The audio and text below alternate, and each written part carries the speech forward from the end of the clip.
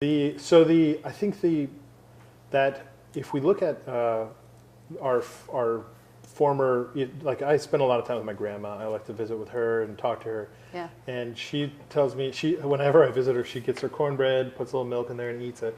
And I'm like, that's kind of weird, Grandma. But that's what she ate during the Depression. She loved that. It was a treat to her. It was like cake. And just cornbread and milk. Yeah. Wow. Yeah. And that if during that time, all the way up until even the 60s, 50s, and 60s, we didn't have the interstate highways and all the trucks to move stuff so quickly. So it's only really been in recent history that we have access to so much in so little time, which is awesome. I love it. But at the same time, when those things break down, what are you going to do? What are you going to do? So there's the Air Force and the Army in Washington and in California. The Marines have been preparing for the last few decades for the big one, and they expect all, a financial collapse and the big earthquake. Okay. And they project all these buildings coming down, all the bridges coming down from Seattle to LA, and everything. And if that's the case, like they're not going to get supplies to us. So we need to prep, whether or not we want to. It's a good idea. And if nothing happens, you're just a person with extra stuff. And what does that hurt? So what I've done is I just sat down and decided, okay, this is what I use every day. Then I extended that out to a month, and then I extended that out to a year, threw in a few extra things, and then I decided I needed enough of that for me and my family for 2 years, which turns out to be a lot of stuff. But it took me about 5 years or so to kind of build all that up to where I want it to be. And so it's important, I think, to look realistically at what may happen and then prepare for that at the very least. What I like to do is I look at the worst case scenario and I prepare for that. And then if anything else happens, I'm good. Yeah. Well, and then you can share with your friends. Sure. So, where do you start? I bought a bunch of oatmeal. I heard that was just easy to put in your mouth. It's fairly nutritious. Absolutely. So store as well. So what do you? Wheat berries, fantastic source of nutrition. You can survive on bread alone, despite the sayings of old. If you have whole wheat berries and you crush them, you can survive on just that and water.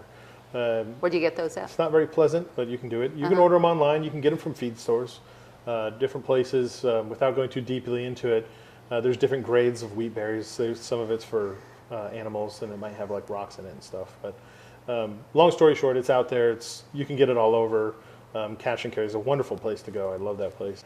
It's good to kind of separate stuff out into like short-term preparations. So like things I carry on my body, things I carry in my car, things I carry, that medium-term stuff that I keep at my house, and then long-term, which would be maybe like if I had another location that I might plan to go to retreat to, or if I was staying at my house, like longer-term type stuff.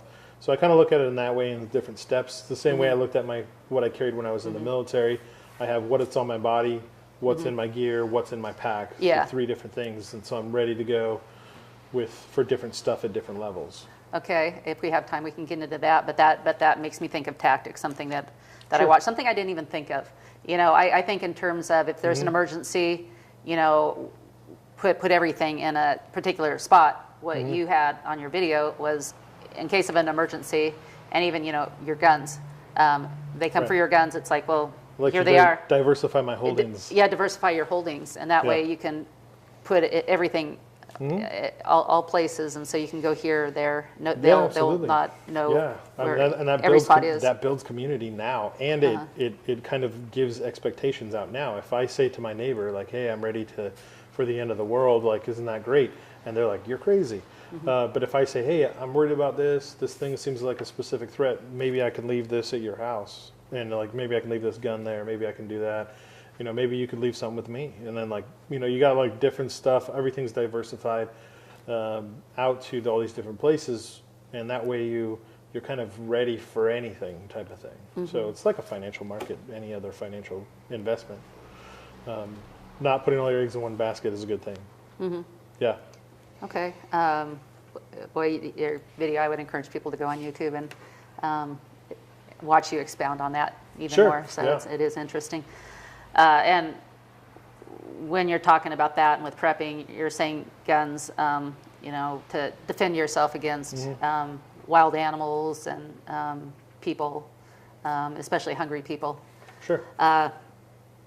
Food, what else as far as prepping goes? Medical equipment, antibiotics if you can get your hands on them, toilet paper, because we all got to do that, oil lamps, things of all that nature, books, fantastic things are in books, all sorts of country living type of books and things like that. How to build tents.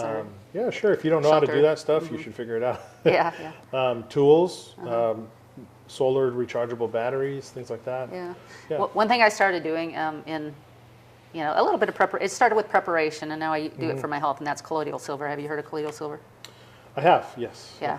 It's a antibiotic. It kills all viruses, fungus, and bacteria inside and outside the body. Right. So I'm not a medical doctor. It's not, but you know, it's not FDA approved. So, Right. but people testimonials. It does just about takes care of everything, including if you have dirty water, you put a little bit of it. I think it might even be just a teaspoon or something. I don't want people to quote that. Look it up, but put a little bit of colloidal silver in bad water, and it cleans it. Right. One thing I would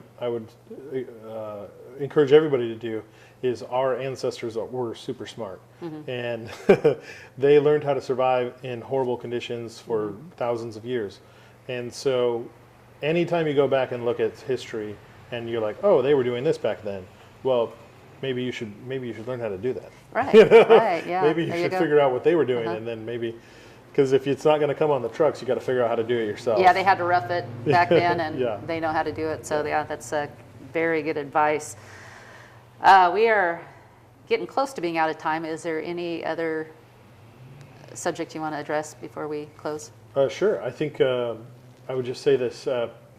What we need today is good Americans in America, and specifically that's probably where most of your viewers are anywhere. But be a good person, be a good American. And the way to do that is by, you know, owning what you do, owning who you are, and owning your decisions and the things that happen, and learning from those and moving on and making yourself better, and pursuing everything like your life depends on it. And it will change your life. If you are not blaming. Right, don't blame anyone else. For yourself, yeah. Just go after it. Get after what you're doing, and focus on you, and you will make everybody around you better. It's amazing to see that in people when I have time to kind of work with them and explain it to them and be with them. And I've just had these awesome experiences with people who do that and move on. Read as much as you can, anything you can, preferably nonfiction, but read fiction too, to kind of like switch it up. But there's so much free information out there. It's amazing how many philosophical books are free on Kindle. Read, and be motivated. You know, get after it. Like, be excited about your life. You're alive and in America and probably not starving. You're already on top.